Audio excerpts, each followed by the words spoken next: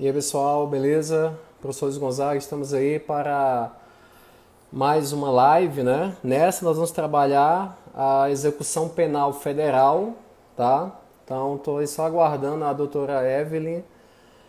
Ela vai entrar ao vivo conosco, né? Vai participar dessa live, né? Um assunto muito bom de trabalhar, né? Vamos falar aí um pouco sobre a legislação, jurisprudência, enfim. Ela já vai entrar aqui agora. Aguardando aí. Vamos aguardar um pouquinho. E aí, Evelyn, tudo bom? Oi, boa Boa noite, noite. pessoal. Tudo bem, e você? Tudo bem, graças a Deus. Estamos aí para falar um pouco sobre uma temática que ela nem é tão assim falada aí, né, de costume, porque quando se fala muito da execução penal, né, aborda muito a execução no âmbito estadual, né? Agora, no âmbito federal, a gente não vê essa discussão, né, enfim. Então, a intenção até dessa live é trazer essa discussão, né, e mostrar para o pessoal que estuda para concurso, até para os profissionais da advocacia, que existe um trâmite, né, específico no âmbito da execução penal federal. Quando a gente fala execução penal federal, é aquela execução que tramita ali no âmbito, né, dos presídios federais. Evelyn, eu quero que você se apresente aí pro pessoal, né? Boa noite, pessoal. Meu nome é Evelyn Zini, eu sou defensora pública federal. Hoje eu estou lotada em Campo Grande, Mato Grosso do Sul, mas já trabalhei na Penitenciária Federal em Porto Velho, junto com o Luiz. Pois Bons é. tempos. Aí o Luiz me fez relembrar esse tempo de penitenciária. Pois é, então, até aproveitando já o gancho, né? Existem 5 penitenciárias federais, né? Temos a penitenciária de Catanduvas, Campo Grande, Porto Velho, Mossoró e a nova penitenciária federal, que é a penitenciária federal de Brasília, né? E é importante também Isso. deixar claro para eles, né, para quem está assistindo a gente, que existe, né, os processos que tramitam no âmbito da justiça estadual, como também no âmbito da justiça federal. E que condenados no âmbito da justiça federal, em regra, eles cumprem penas, né, em presídios estaduais. Inclusive a execução ali, né, fica a cargo de uma vara de execução penal, enfim. Queria que você falasse sobre isso aí pro pessoal, né? Então, pessoal, eu acho muito interessante a gente falar um pouquinho sobre esse tema, porque todo mundo sabe que existem as penitenciárias federais, mas não sabe quem que vai parar no presídio federal, né? Porque, como o doutor Luiz falou, o condenado da Justiça Federal cumpre pena no presídio estadual. Então, quem é que está no presídio federal? Para que esse presídio federal existe? Ele é uma sistemática de neutralização que o Estado criou de segurança pública. Então, a bem da verdade, antes do pacote anticrime, que a gente já vai ver, não existia muito assim. A lei falava, olha, ou é pedido do próprio preso ou segurança pública, mas a lei nem falava muito o que é essa segurança pública. Aí, assim, tem um decreto que regulamenta, é muito vago. Então, basicamente, quem vai parar no presídio federal são as pessoas que estão colocando, de certa forma, o estabelecimento prisional estadual em algum risco. Risco que o Estado de origem, não consegue neutralizar. E aí existe todo um trâmite por trás que envia o preso para o presídio federal. E é bom deixar também, assim, bem claro que cada penitenciária federal detém um juiz federal corregedor, né, que é responsável por esse presídio federal. E o que esse Isso. juiz federal corregedor ele faz, né? Ele vai simplesmente em duas situações. Se eu tenho presos condenados cumprindo pena no presídio federal, esse juiz federal corregedor ele vai acompanhar a execução, né? Literalmente os autos da execução penal virão para ele do juízo de origem, que no caso pode ser o juiz de origem, um juiz estadual, como também pode ser um juiz federal. Por exemplo, digamos que um juiz federal lá do TRF da quarta região, né, do Rio Grande do Sul, né, ele Uhum. peça a inclusão de um preso lá no Presídio Federal de Catanduvas, né? Então ele vai encaminhar isso, caso, e a gente vai falar depois de todo o trâmite, da admissibilidade, como funciona e tal.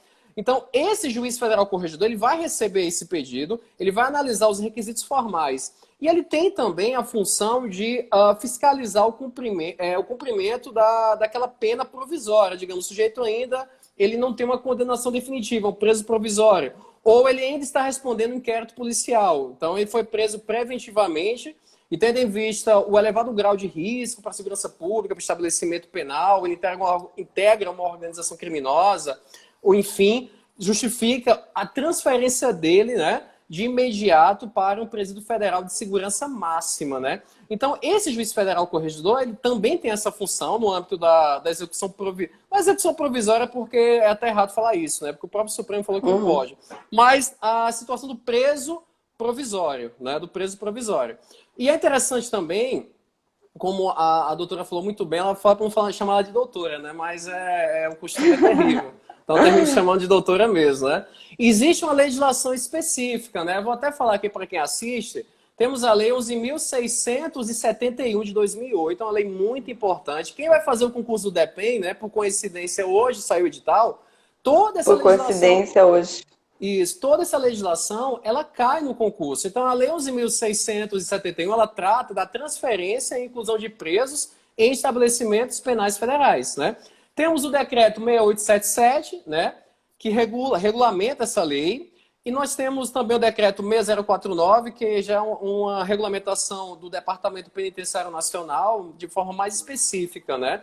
E, obviamente, há uma aplicação da lei de execução penal, né? Doutora não, Evelyn, né? Vamos lá. Me fala uma coisa. Vamos lá. Quem pode ir para o Presídio Federal? Tem algum requisito? Tem que ter condenação definitiva? Tem que ser preso, condenado pela Justiça Federal? Pode ser preso, condenado também pela Justiça Estadual? Então, eu creio que você falasse sobre isso. Então, gente, baseando assim, na legislação, né, a Lei 11.671, vamos começar falando de como é feita essa transferência, né? Que não é tão simples como as pessoas imaginam. Bom, as pessoas têm que gravar que existe uma dupla decisão. Como assim dupla decisão? Existe um trâmite no estado de origem e existe um trâmite com o juízo federal, corregedor da penitenciária federal. Então, tudo começa no estado de origem. Antes de eu falar dos requisitos, vou falar um pouco do procedimento. Então, como que acontece? Que legitimidade? A autoridade administrativa do estabelecimento prisional, Ministério Público ou o próprio preso. Eles pedem a inclusão desse preso no sistema penitenciário federal, lá no juízo do Estado.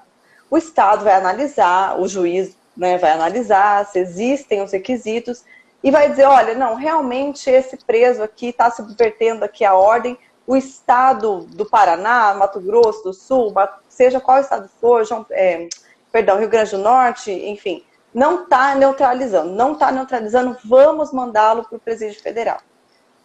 O DEPEN, ele se manifesta sobre esse pedido porque ele analisa a conveniência em qual presídio esse preso será incluído. Porque existe uma política de não colocar esse preso, o Luiz sabe bem disso, de não colocar esse preso perto do local que ele está causando o problema. Então, por exemplo, era muito comum lá no Presídio Federal de Porto Velho, terem pessoas aqui de Campo Grande, né?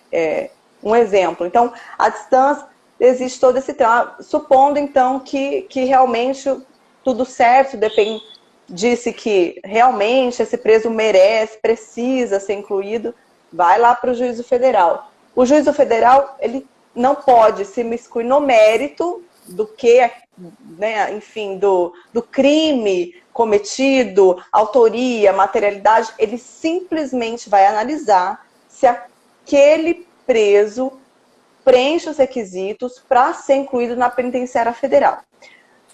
O que a gente precisa ter em mente é que a penitenciária federal, ela existe para neutralizar uma situação. Ela não existe para a pessoa cumprir a pena. Isso é muito importante. Só que a gente está caminhando, né, e o pacote anticrime trouxe aqui o elastecimento do prazo para o cumprimento de... Então, para o cumprimento de pena dentro do presídio federal, que antes era de 360 dias e agora é de 3 anos. Então existe essa dupla decisão. O juiz federal disse, deu ok, beleza, o preso vai ser incluído. Vem os autos, esses autos de transferência e os autos de execução devem vir também. Aí é uma crítica que eu faço, porque geralmente não vem nada, tá, gente? Você que está aí assistindo, não vem muita coisa. E o defensor, o advogado que tem que atuar, fica aí meio sem saber se realmente aquele preso deveria estar no sistema federal. E até bom assim, né, falar que a Defensoria Pública da União, ela tem uma atuação incisiva no âmbito dos presídios federais, né? Quando eu trabalhei em Porto Velho, eu trabalhei 6 anos lá, né? Desses 6, mais de 3 anos foi no núcleo jurídico, então tinha muito contato com a Evelyn, com outros defensores, né? Enfim, eu via a atuação da Defensoria, realmente havia visitas, havia o atendimento individualizado, havia, assim, muitos peticionamentos no âmbito do juiz federal corregedor, perante a direção do presídio. Então, a atuação da Defensoria é muito importante. Inclusive, a lei determina isso, né? Que a Defensoria Pública Sim. da União, ela deverá atuar no âmbito dos presídios federais. E ponto importante também é que no presídio federal poderá ir, né, transferido para um presídio federal, enfim, tanto um preso provisório como também um preso condenado, definitivamente. Ah, professor, como é que seria um preso provisório? Seria aquele que ele não tem condenação definitiva. Então, enquanto não tem essa condenação definitiva, ele pode ter uma sentença de 1º grau, sim, né? Ou até de 2º grau, se for um processo de competência originária, mas que ainda cabe algum recurso a algum tribunal superior, ele ainda é considerado preso provisório, presumivelmente inocente, não cabe execução provisória da pena. O próprio Supremo falou agora recentemente. Então, tanto preso provisório como preso condenado. E ponto interessante também, tanto presos estaduais ou federais, né? Quando fala presídio federal, não é só preso federal, né? Tanto preso federal... A maioria não é. A maioria não é federal. 95% ou mais, né? Quando a gente fala preso federal, são aqueles que cometeram crimes federais, de competência da Justiça Federal, né? Porque a maioria desses presos, né? O que acontece? Todo estado tem uma Justiça Federal. Ah, professor, mas aí quando a Justiça Federal condena, o que acontece? Ele vai cumprir pena onde? No presídio federal? Não necessariamente. Existe um projeto de ampliação do sistema penitenciário federal para que isso ocorra no futuro, para que todo estado tenha um presídio federal ou mais, para que presos condenados pela Justiça Federal cumpram penas em presídios federais. Mas, por enquanto, não é assim. Como a doutora falou muito bem, a maioria dos presos que cumprem pena em penitenciárias federais, que são de segurança máxima, né, bom que se diga, são presos aí, né, condenados no âmbito da justiça estadual. Então, tanto o preso estadual como também preso federal. Evelyn, fala aí um pouquinho sobre a questão o que é que visa garantir? A segurança pública, a segurança do preso, né? As situações assim que o cara, né, justifica ele ir para o presídio federal de segurança máxima. Porque acho que as pessoas devem perguntar, nossa, para o cara ir para o presídio federal, ele deve ser pancado, mínimo um Beira-Mar da vida, ou Elias Maluco, sei lá, esses caras conhecidos aí. Então, o que é que você tem a falar pra gente?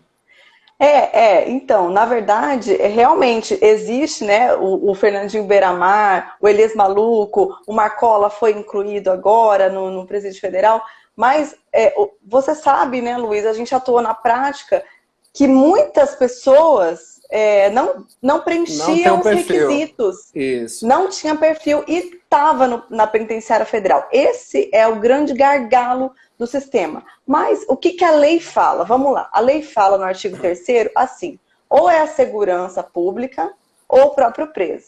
Mas, Evelyn, o próprio preso, como assim o próprio preso quer ir para a penitenciária? Gente, vocês não podem esquecer que nós temos os réus colaboradores, os réus delatores, que no nosso sistema penitenciário estadual comum não sobrevivem. Eles não sobrevivem porque é tudo junto e misturado, então não tem como, ele tem que ir. Aqui em Campo Grande a gente tem um exemplo de um acusado que ele enfim, condenado pela morte da enteada. Ele não pode simplesmente ficar no presídio federal, no estadual, ele precisa estar segregado, né? Infelizmente, ele vai cumprir a pena dele ali. E aí, interesse da segurança pública. Mas o que é o interesse da segurança pública? É tudo o que você quiser e imaginar que você que está assistindo, é tudo o que você quiser. Existe o decreto, né, 6877, que fala no artigo 3º, são membros de organização. Membros de organização criminosa, lideranças, pessoas que estão incluídas no RDD, ser membro de quadrilha, grave indisciplina no sistema prisional de origem. Mas aí eu te pergunto, quem é no sistema penitenciário estadual que não está atrelado a uma facção criminosa? Pois é, aí é que tá, né? Como é que é analisado na prática esse requisito, né? Porque aqui até fala no artigo 3º, estou com ele aberto aqui no decreto, né? Aí fala assim, o preso deverá possuir ao menos uma das características. Até é bom falar isso, porque não precisa ter todas, né? Aí a primeira fala, ter desempenhado função de liderança ou participado de forma relevante em organização criminosa. A questão da liderança até que não é tão difícil de identificar. Agora, o que seria participar de forma relevante em organização criminosa? Né? Se a gente for trazer à tona a teoria do domínio do fato, né, que é muito aplicado nesse âmbito, né, que o autor não é somente aquele que pratica a conduta materialmente, mas também aquele que detém o domínio do fato, será que é todo aquele que, de certa maneira, detém um certo domínio no agir dessa organização? Porque se também analisar dessa maneira, eu estou confundindo liderança com atuação relevante, né? Então, como é que funciona na prática? Basicamente, é uma análise casuística, né? Então, aí o juiz, ele vai realmente analisar, eu quero até que você fale um pouquinho sobre isso, porque você já pegou muitos casos, muitos processos assim, né? Eu queria falar de um caso específico que eu até anotei aqui para falar, o Luiz acho que vai se lembrar desse caso. Quando eu cheguei na Penitenciária Federal, em Porto Velho, tinha uma vivência que tinha vindo de Alcaçuz, Rio Grande do Norte. Eu lembro disso. Lembra? E eles vieram por conta de uma rebelião que tinha. Esse presídio é horrível, tá, gente? Se você nunca pesquisou, pesquisa aí no Google, você vai ver que acontecem as maiores atrocidades dentro desse presídio de Alcaçuz. E eles tinham vindo do presídio de Alcaçuz. Tudo bem. Aí tinha uma operação, a operação vem meio segregada, você pega partes ali, porque chega do Rio Grande do Norte para Rondônia já é enfim, nada chegava muito bem. Essa longe, que era a verdade. Longe lá, né? Longe. Era longe, é muito longe. Para quem não sabe, a penitenciária é 45 quilômetros para dentro de Porto Velho. Ela não é na cidade. Você que vai passar no DEPEN... ela fica 140 e poucos km da fronteira com a Bolívia. Bem perto da fronteira, quase, inclusive. Você que vai passar no DEPEN, acha aí que vai estar super tranquilo, você vai trabalhar na floresta, meu amigo, tá? Mas é super legal, a verdade é essa. Enfim, basicamente, um dia atendendo uma das esposas, ela me disse assim, doutora, o juiz da execução que mandou esse pessoal pra cá, deu uma entrevista, tá no YouTube, e ele falou assim, que ele nem sabe quem que ele mandou pra cá, que ele nem sabe se essas pessoas estavam envolvidas. E eu falei, não deve ser verdade, não é possível. E era verdade. Era verdade. Eu achei a entrevista no YouTube. Ele deu uma entrevista dizendo que a rebelião, que era impossível identificar os responsáveis. Eu não tive dúvidas, gente, eu sou defensora. Eu fiz habeas corpus e consegui o retorno de vários. Por quê? A bem da verdade é que quando acontece uma rebelião dessas, é uma loucura, eles querem a inclusão de todo mundo e eles querem mostrar politicamente que está acontecendo alguma coisa no Estado. E aí manda o pessoal, e aí conversando com alguns desses presos lá, eu procurava saber, mas o que você fez? Qual que é o seu crime e tal? Eu assaltei uma padaria. Falei, gente, nossa, não é que o ladrão da padaria não pode ser incluído. Obviamente, se ele, enfim, subverter a ordem lá... Ele tem perfil para ser um preso estadual, ali no âmbito do Estado. Agora, para ocupar uma vaga no presídio federal, que é algo, né? Gente, o presídio federal, ele não foi feito para a pessoa cumprir pena. Às vezes você, mas o que tem? Tem vaga, manda todo mundo. Não é assim, porque existem casos emergenciais no país e nós só temos 5 penitenciários, 5. E dizer que todo mundo vai ser incluído é você colocar o ladrão da padaria com o beira-mar, com Marcola, e não foi para isso que o sistema foi feito. Não foi para isso. Porque assim, a própria lei fala que em caráter excepcional e por prazo determinado, né? A lei fala isso. A excepcionalidade, ela reside justamente naqueles requisitos que nós acabamos de trabalhar aqui, né? Do decreto, da lei, porque senão, como você falou muito bem, termina o presídio federal virando um presídio comum, e a intenção não é essa. Aquele que vai para o presídio federal ele tem que sentir o peso, porque lá é um regime de cumprimento muito, muito mais duro do que um presídio estadual, né? Vamos falar aqui de como funciona lá. Só são 2 horas de banho de sol, 22 horas dentro da cela, de todos os dias. É quase um RDD, mas ainda tem o RDD lá dentro ainda. É bom que se diga que ainda tem o RDD dentro do presídio federal. Então, assim, realmente foi, na minha visão, né? Muita gente fala que até depois eu vou lhe questionar daqui a pouco, né? Porque você é defensora pública e tal. Muitos falam que o presídio federal é uma violação de direitos humanos, é um RDD enrustido, né? Como se diz, né? Mas assim, eu vejo, até o próprio Supremo teve que se dobrar a isso, porque viu o crescimento da criminalidade no Brasil, principalmente da criminalidade organizada. E tinha que ser feito alguma coisa, não tem jeito. E realmente, assim, a válvula de escape para construir os presídios federais foi o Luiz Fernando da Costa, né? Naquela época, 2004, 2005, ficou rodando aí nas superintendências porque não existia um local adequado, né? E a criação de presídios a serem geridos pela União já é antiga, essa previsão legal. A questão é que nunca foi cumprida, né? Aí, acho que foi em 2003, 2004, começou a construção do presídio de Campo... não sei se foi de Catanduva ou se foi Campo Grande o primeiro a ser inaugurado. Acho que foi Campo Grande, se eu não me engano, né? Foi Campo Grande. Aí houve a inauguração em 2006, salvo engano, ali, 2005, não lembro muito bem. Então, assim, para ir para o presídio federal, realmente tem que ter um perfil de liderança, tem que ter um perfil de... ou uma pessoa que, como falou, um colaborador, né? Ou alguém que realmente dá muito trabalho no presídio, ele subverte a ordem, a disciplina de um presídio inteiro, aí justifica, não, vai lá passar uma temporada, papai, no presídio federal lá para você se acalmar, né? Aí depois você fica um tempo lá, e é pesado, porque o cara, para ter visita é difícil, porque a família tem que viajar, a maioria não tem visita, muitos não tem, é por videoconferência, né, que a visita ela é virtual, né? Então, assim, é um sistema que realmente, na minha visão, ele funciona muito bem, né? Sim, o sistema funciona muito bem. E a prova do recrudescimento desse sistema no combate contra o crime organizado, que é a política hoje, né?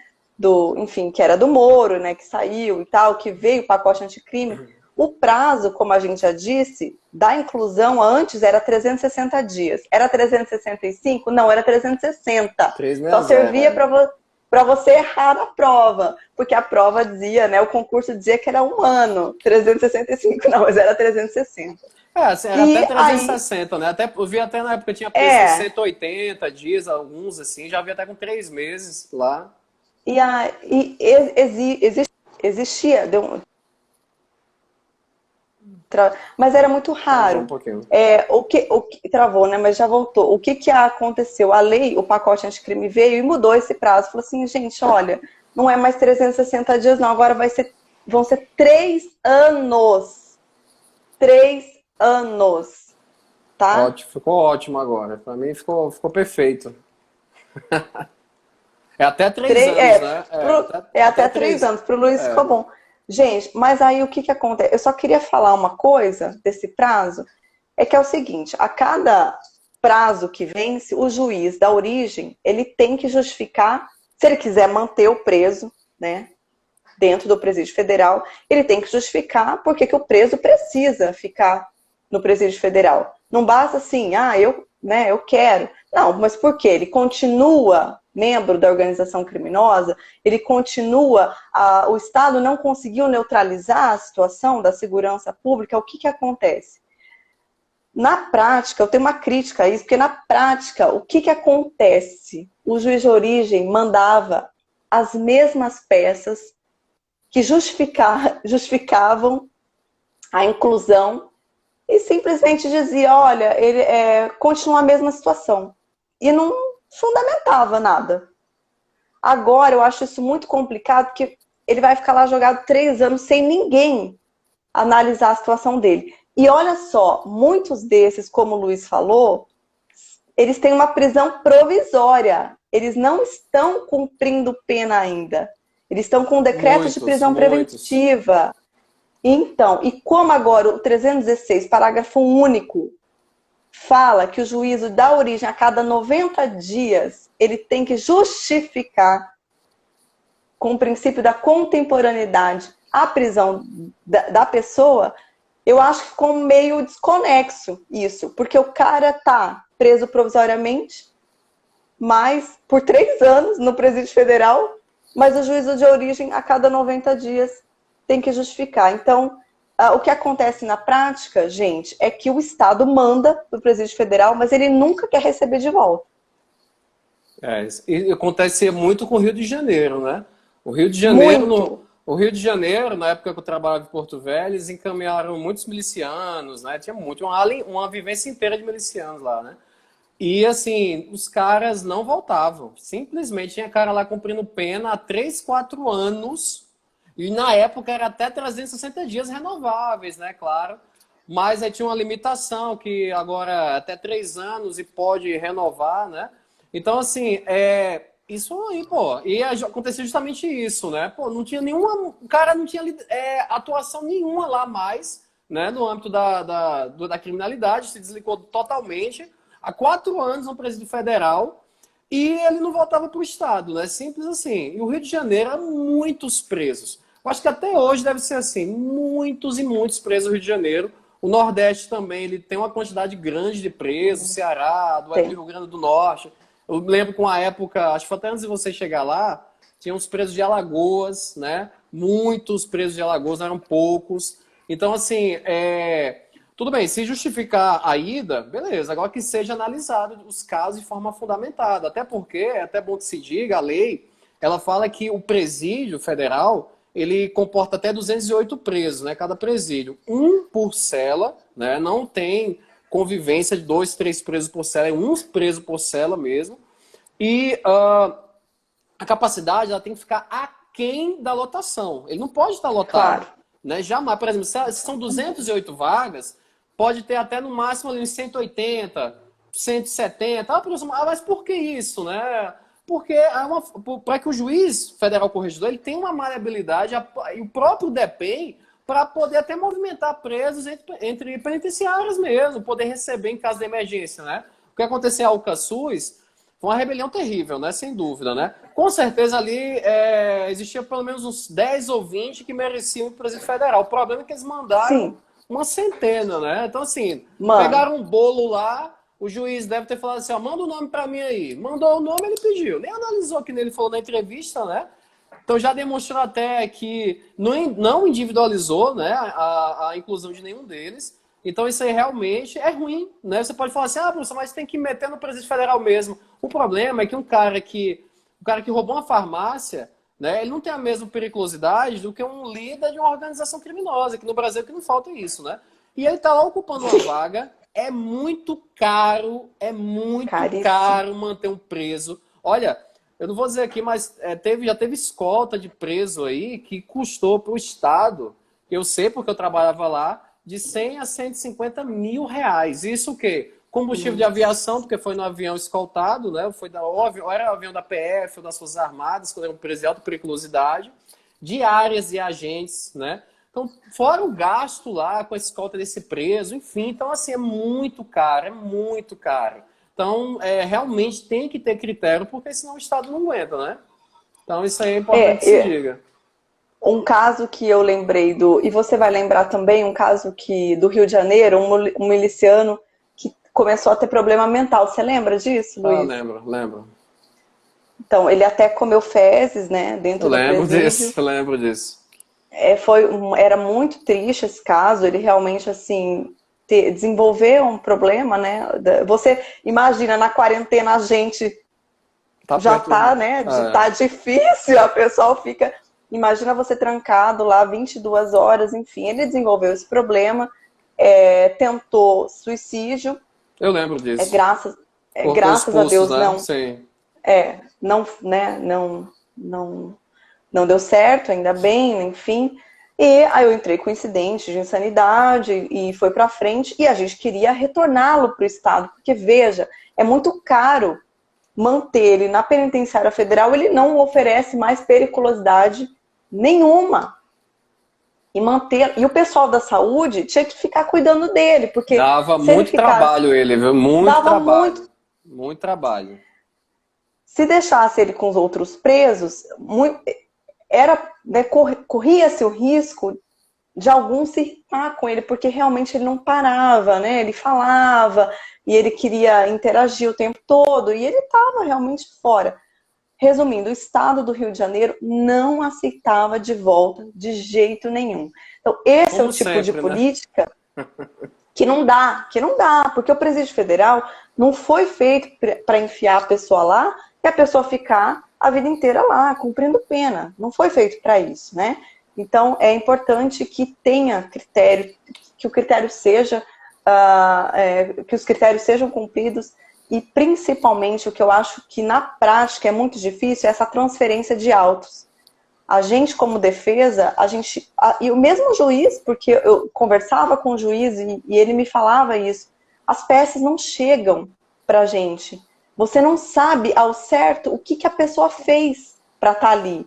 Ele te fala, a família te fala às vezes, mas você não consegue. Que defesa você vai fazer? Porque, né? E aí, eu quero destacar isso até, que no procedimento da lei, é prevista a manifestação da defesa. Sim. Fala que a defesa vai se manifestar. Mas na prática, gente, na prática, a defesa nunca era ouvida. Nunca, nunca. E o STJ editou uma súmula recente, 639, dizendo que não fere o contraditório e o devido processo, decisão que, sem ouvida da defesa, determine a transferência ou a permanência do custodiado em estabelecimento penitenciário federal. Então, veja, nem o defensor advogado de origem, que tem acesso, ele tem acesso aos autos, às vezes para dizer, olha, essa pessoa não tem perfil. Quanto menos a gente que está lá longe, os autos não chegam. Chega lá uma pecinha, uma denuncinha, um depoimento, e você realmente não fica. E aí o tribunal, né, o STJ chancela, diz que não tem nenhum problema, que não fere o devido processo legal. Então, eu não sei o que é que fere, porque realmente fere. Esse baseio na urgência, né? E na maioria dos casos tem essa urgência. Na maioria dos casos, acho que quase até hoje eu nunca vi esse procedimento ser cumprido mesmo, que eu tinha acesso a todo o processo de transferência, né? É até bom que se diga, por exemplo, que a autoridade administrativa, o Ministério Público, o próprio preso, ele pede ao juiz, né, da origem, a transferência para o presídio federal, né? Esse juiz ele faz juiz de admissibilidade e depois o que acontece? Ele caminha o pedido, ele mesmo, né, para o juiz federal corregedor do presídio, né? E esse juiz federal corregedor, lógico, ele não vai adentrar ali no mérito, né, como se nós conversamos aqui, mas ele pode negar, né?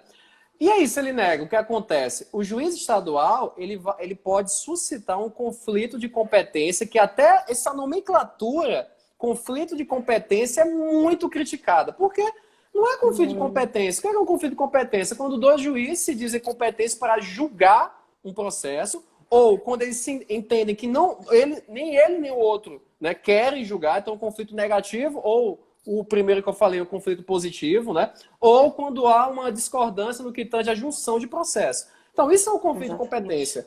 Agora, isso aí, na verdade, é um conflito no que tange uma situação concreta, né? Até é chamado de conflito impróprio, né? De competência, né?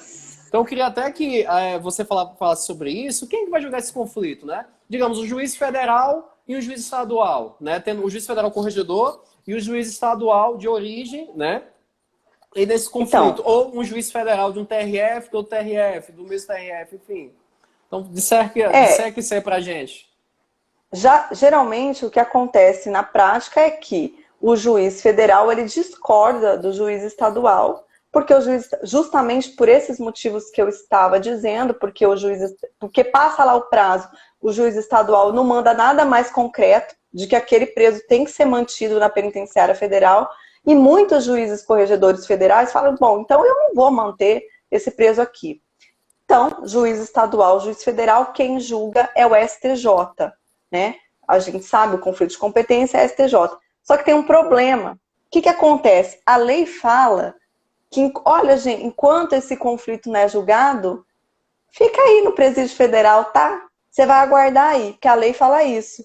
Enquanto esse conflito não for julgado, o preso tem que aguardar no presídio federal, gente. Só que acontece, até esse conflito ser julgado, já passou mais um prazo. Eu já vi, Entendeu? Aí eu já vi acontecer isso. Eu já estava mais de um ano e meio, já tinha passado um ano e meio que tinha vencido o prazo, já estava no terceiro prazo já, né? Então ele ficou um ano, aí teve conflito, ficou mais outro, nada de julgar o conflito. Então no terceiro ano, aí o conflito foi julgado. E às vezes eu vi que o conflito era em favor, né, do juiz federal corregedor, para ele não permanecer mais. Aí o cara ia embora, e ele ficou um ano e meio a mais, né, do que deveria no presídio federal, né?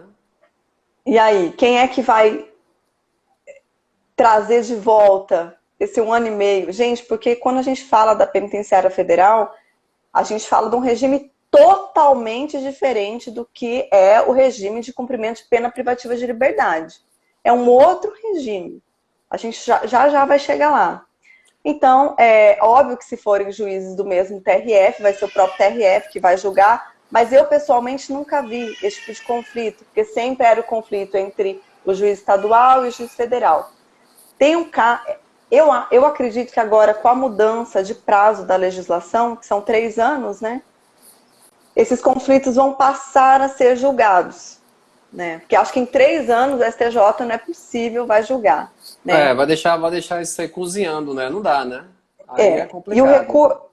o recurso que cabe da decisão, né, que É bom falar disso aí. decreta a permanência, então renova, é o agravo à execução na Justiça Federal, né? Que também, na maioria dos casos, perde o objeto, porque até ele ser julgado pelo TRF, também já passou o prazo. Eu particularmente não me lembro de nenhum agravo em execução ser julgado no mérito, não lembro. Olha Né? só que Sinceramente, coisa, né? não, eu não me lembro, sinceramente. Até a Luana estava assistindo aqui, que ela é assessora da execução penal aqui. Se a Luana puder comentar, se já viu, Luana, algum agravo à execução ser julgado no mérito. Luana, Eu acho que Luana, participe, Luana. Participe, pode eu participar. não sei. Enfim, mas é isso, né? E agora, com esse ressarcimento do prazo, eu acredito que esses recursos passarão realmente a ser analisados. Isso é muito importante, porque é importante que uma instância... Oh, Não, doutora, não. não. Então você vê, nunca vimos, nem aqui em Campo Grande, nem em Porto Velho, um agravo à execução ser julgado no mérito. Isso é um absurdo. Absurdo. Desculpa aí o desabafo. Por quê? Porque a pessoa tem direito ao duplo grau de jurisdição, é um recurso que ela tem. E ela nunca tem esse recurso analisado, né? Enfim.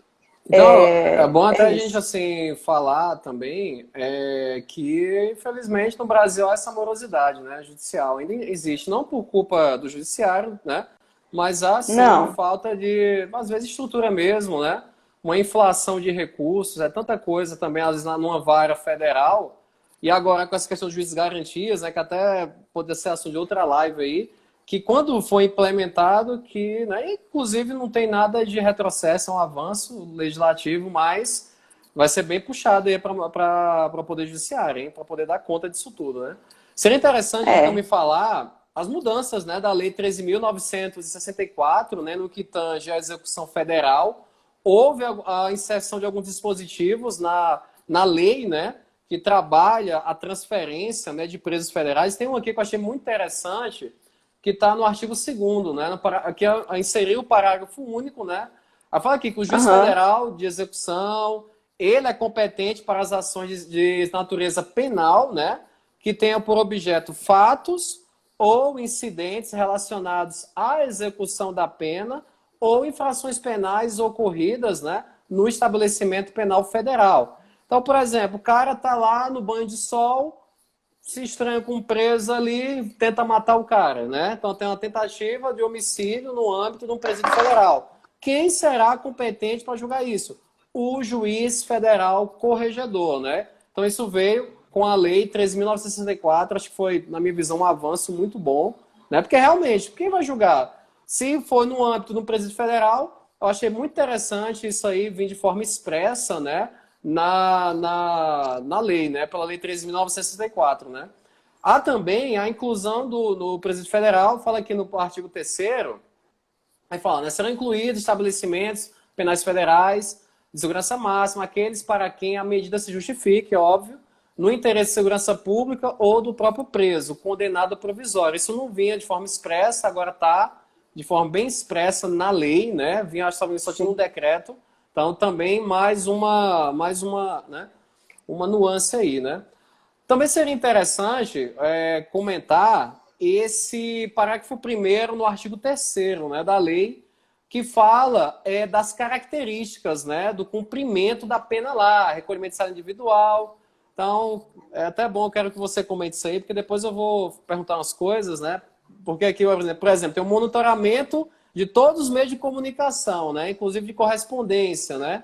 Então, acho que depois, e mais à frente tem um monitoramento de audiovisual. Então, vamos comentar isso aí, que eu acho bem, né? Vai ser bem legal esse parágrafo 1º do artigo 3º, né? Incluído pelo pacote anticrime. O parágrafo 1º do artigo 3º era tudo aquilo que acontecia na prática e não estava legalizado, né? Basicamente isso. Isso mesmo. Então, eles deram um jeito de passar ali na lei 13.964. Bom, antes de mais nada, ele fala um pouquinho do regime. Às vezes você está assistindo, você não sabe como que é a penitenciária federal. Eu também não sabia. Ela é muito diferente. Quando você chega no estabelecimento prisional, você nem acredita que aquilo é Brasil. Talvez o Luiz... É verdade. É muito limpo, tudo organizado. Isso é assim mesmo. É limpo, é organizado, é estruturado, é muito seguro. Para eu conseguir chegar, muitas vezes, ali no atendimento do preso, eu tinha que passar por diversos detectores. Enfim, é muito, muito seguro. Bom, enfim, como que é essa penitenciária? Gente, eles ficam presos numa cela individual. Então, o artigo prevê isso, recolhimento em cela individual. Ah, como assim? Imagina assim, um quarto, nem grande, nem pequeno, e ele é fechado por uma porta de aço. Né? Não é gradeado. Às vezes as pessoas elas visualizam... É um chapão de ferro assim, né? Isso. Elas visualizam a prisão gradeada. Ela é um chapão com duas boquetas, uma nos olhos, uma nas mãos, para pegar, retirar comida, ou colher exame de sangue, enfim.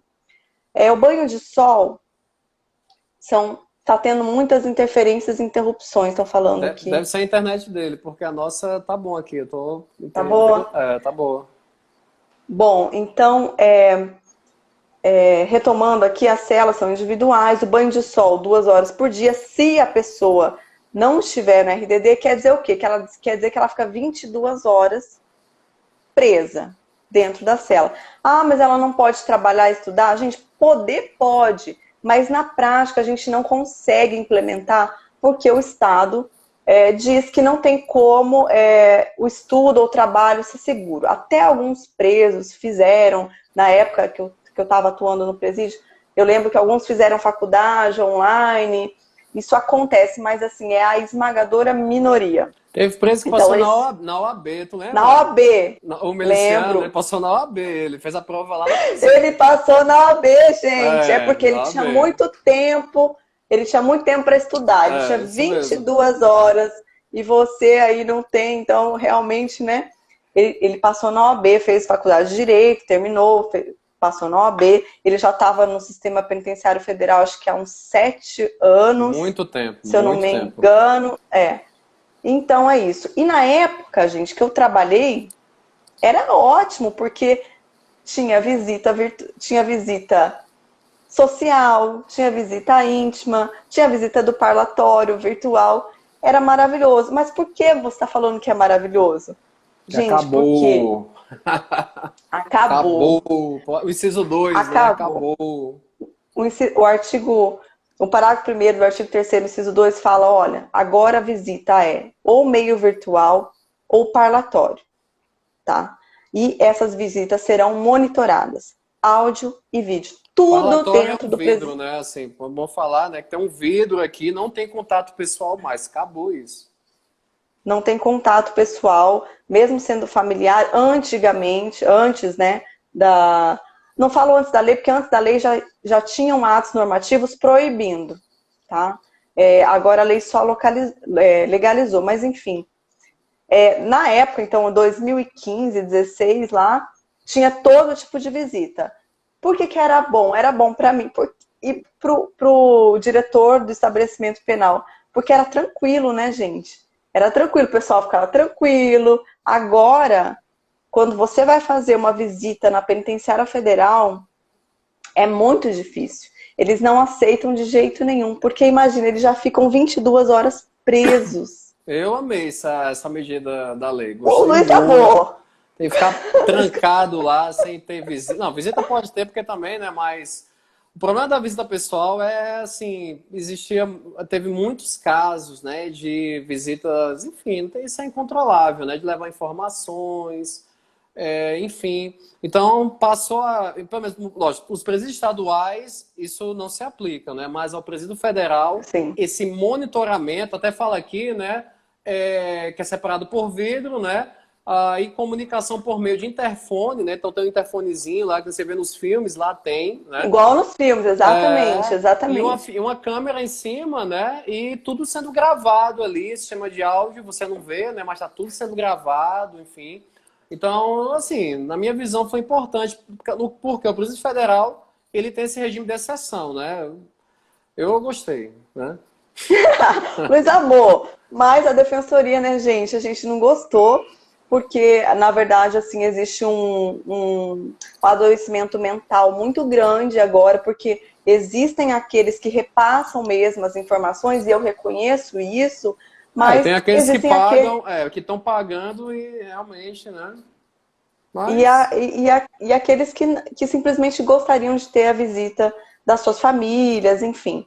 O fato é que a lei proíbe a gravação entre advogado, né, ou defensor e, e o preso, o reeducando, enfim, mas todos os outros ambientes serão gravados. E, na verdade, sempre foi assim.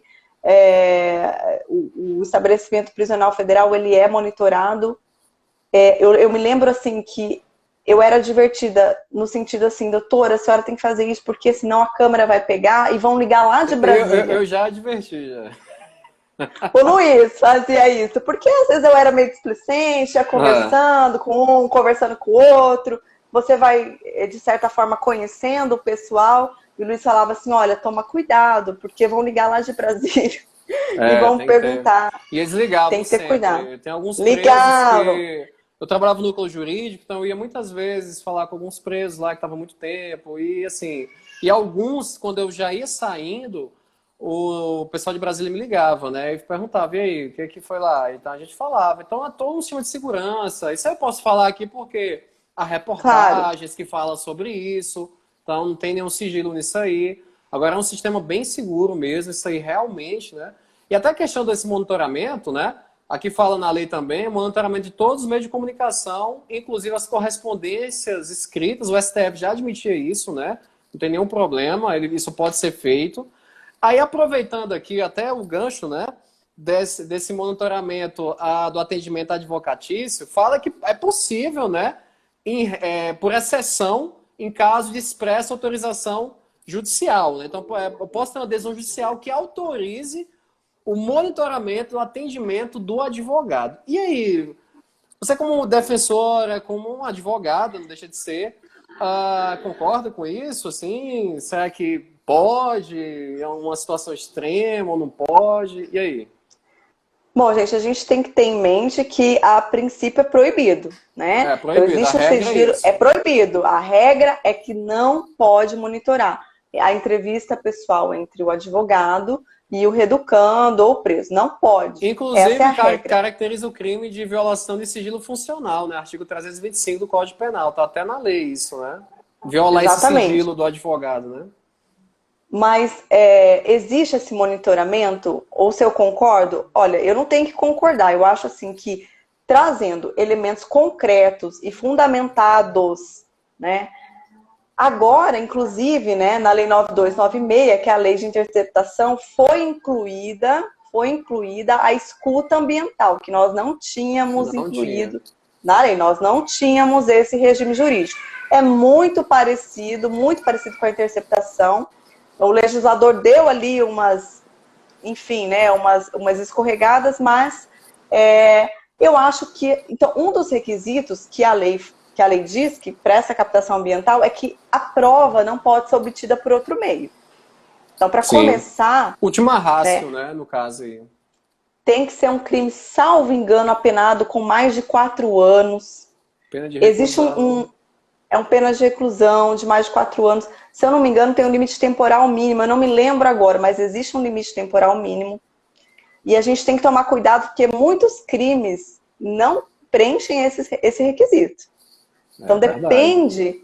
E se o juiz conceder, ele toma um abuso de autoridade, né? Tá até na lei, isso, na nova lei de abuso, né? Ele tem que ter cuidado, realmente. Tem que ter muito cuidado. Tem que ter muito cuidado. Muito cuidado. Assim, por exemplo, lá já aconteceu só de advogados, poucos, claro, que atendiam, mas que tinham condenações, tinham antecedentes, envolvimento com organizações criminosas, enfim, né? Então, isso ocorria lá, já ocorreu lá. Então, nesses casos, na época não teve esse monitoramento, porque não podia, né? Assim, pelo menos em Porto Velho, enfim. Mas agora com a lei, talvez em situações desse tipo, e mesmo assim, não pode ser baseado num passado, né? Tem que ser baseado em algo contemporâneo. Então, há uma investigação da Polícia Federal, uma coisa muito grande, que pode ter um envolvimento. Aí talvez, né, que nesse caso seria justificado. Agora, óbvio que deve ser uma decisão muito bem fundamentada, porque o sigilo profissional do advogado ele tem que ser respeitado, sim, sem dúvida. Mas, se for como você falou muito bem, né, até parabenizo pelo seu posicionamento, que não é aquela coisa, não pode, jamais pode, não pode. Não, aí também não dá, né? Nem a vida, que é um direito fundamental, que é o pressuposto de todos, é absoluto. Então, por que o sigilo profissional é absoluto? Não é bem assim, mas é possível sim a quebra, mas é óbvio, tem que ter todo um fundamento, tem que ter uma justificativa contemporânea, muito concreta, para poder justificar um negócio desse, né? Porque aí, realmente, você vai adentrar na seara do sigilo do atendimento. E no atendimento advocatício é falado muita coisa, né? Da defesa, isso pode prejudicar a defesa do réu, se for dado publicidade, se isso adentrar num processo, enfim. Então, tudo isso aí é levado em consideração, né? Mas, assim, eu, particularmente, eu sou a favor, mas é óbvio, eu não sou a favor como uma regra, porque eu acho muito temerário, mas eu sou a favor, sim, em situações, né, bem específicas. A outra também, ainda trabalhando essa questão das gravações, enfim, né? Tem um dispositivo aqui no parágrafo 3º, no artigo 3º, né? Que esse parágrafo foi inserido, fala assim, ó, as gravações das visitas não poderão ser utilizadas como meio de prova de infrações penais pretéritas ao ingresso do preso no estabelecimento. Por exemplo, se o cara fala assim para a visita, olha, é o seguinte, amor, aí a mulher tá lá, né? Aí fala assim, mas você tá aqui preso, eu sempre acreditei em você. Eu disse, olha, depois desses 10 anos que eu tô preso, eu resolvi te falar a verdade. É o seguinte, eu sou um traficante mesmo, trafiquei muita droga já, né? Tá com uns 7 meses atrás, eu recebi um carregamento de 5 toneladas. 5 toneladas. Não sei quantos milhões. Aí tudo gravado. Isso vai poder ser utilizado como prova contra ele? Não vai, né? Então eu queria que a senhora falasse sobre isso. Não vai. Não vai, né? Porque foi aquele morde-a-sopra. Porque o pacote anticrime, ele veio assim. Ele morde-a-sopra. Morde-a-sopra. Então, eu acredito, Luiz, sinceramente, e estou aqui abrindo meu coração, que isso tenha sido um dispositivo negociado para passar outros dispositivos que passaram aqui. Como, por exemplo, né, que foi assim... legalizado a quebra do sigilo epistolar, então toda a cartinha mesmo, isso já era feito antes, ela é monitorada, mas agora está na lei. Então isso foi assim, aquele morde e assopra, não vai poder ser utilizado. Né? Se for utilizado, vai ser considerado uma prova ilícita, e a gente tem que lembrar hoje que é muito complicado você utilizar uma prova ilícita no processo, porque isso vai contaminar o juízo. O artigo 157 lá no parágrafo, né? Eu sei, gente, que o Luiz Fux suspendeu essa parte, está suspensa, né? O 157 ali que inclui essa contaminação do juízo, que diz que ele tem que ser afastado, se ele tomar contato com aquela prova ilícita, ele tem que ser afastado do processo. Ele está suspenso hoje, mas é uma decisão liminar, amanhã a gente não sabe como que vai ficar. Então, as provas ilícitas, eu acredito, se fosse promotora ou procuradora, eu me afastaria aí desse tipo de prova, né? Não usaria para não ter esse problema. Outro ponto aqui também muito interessante, né, Evelyn, é a relação ao colegiado. Eu achei isso aí muito legal. No âmbito da execução penal, né, em presídios federais, o juiz ele vai analisar a concessão de um benefício, o juiz analisar a transferência do preso de um presídio para outro. Então, se ele se sentir ameaçado, que isso pode acontecer, ele pode muito bem pedir um colegiado de juízes federais, né, ali na mesma sessão judiciária, para decidir isso. Isso é muito interessante, né? Então, eu queria que você comentasse aí também, né, que é o artigo 11A, que foi inserido pelo pacote de crime também, né? Então, é o seguinte, o artigo 11A veio ser incluído pelo pacote anticrime ali, falando exatamente isso. Olha, o juiz, ele está intimidado, está se sentindo intimidado, ele cria o órgão colegiado para decidir. Eu quero fazer um destaque que não é o juiz sem rosto, porque aparece a decisão do juiz. Tá? O juiz sem rosto, ele não é identificado, não é esse sistema. Não é o sistema do juiz sem rosto. Ele é identificado, os 3 juízes são identificados e os votos aparecem. Não existe essa... Só que acontece que o preso acaba não sabendo quem é, né, que votou contra ou a favor. Esse dispositivo foi inserido, mas também foi inserido na lei que cria o juízo colegiado, que algumas varas serão criadas colegiadas. Olha então, só. se essas varas já existirem, o juiz que tá se sentindo intimidado, ele só manda o processo. Ele manda o processo para essa vara.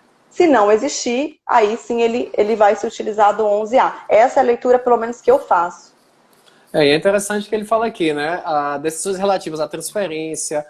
Olha, uma decisão que é muito delicada. Prorrogação de permanência no presídio. Meu amigo, eu já entreguei... Olha, eu já entreguei muitas dessas decisões de prorrogação. Olha, você vê o ódio no olho do preso, ele fica louco, né? Então, assim, tanta prorrogação, concessão, denegação de benefício, pedir prorrogação de regime, nananina não tem um requisito subjetivo, acontecia muito isso. Como também imposição de sanções, né? Como RDD, enfim. Evelyn, falta 1 minuto e meio para acabar o nosso tempo. Passa muito rápido, né? Passa muito rápido. Então, eu queria que você mandasse uma mensagem para a galera que está assistindo, enfim, fique à vontade aí, né? Gente, eu queria agradecer a todo mundo que assistiu a live. Tinha muito mais coisa para falar, mas infelizmente o tempo é muito curto. Se você está estudando, tem alguma dúvida, pode mandar um DM para mim. Eu vou ficar muito feliz, vou te responder. Yara, saudades, amiga, beijo. Então, é isso, né? Como última informação, só queria dizer uma coisinha, gente. Agora, a execução penal, ela deu uma mudadinha lá na lei de execução penal, vale a pena você olhar por conta, né? Dá uma olhadinha por conta que vale a pena. Luiz, eu te agradeço demais, foi um prazer, muito obrigada. Não, eu que agradeço, o conhecimento aqui que foi passado foi muito bom, né? E eu falo a todos que mantenham o estudo firme aí, né? Execução federal é um assunto interessante, quem estuda para juiz federal, procurador da República, Defensoria Pública da União, enfim, é um tema aí muito interessante. Tá bom? Então era isso. Evelyn. Até mais. Grande abraço, Abraço, viu? gente. Tchau, tchau. Tchau, tchau. Até mais, viu? Tchau. Até mais. Tchau.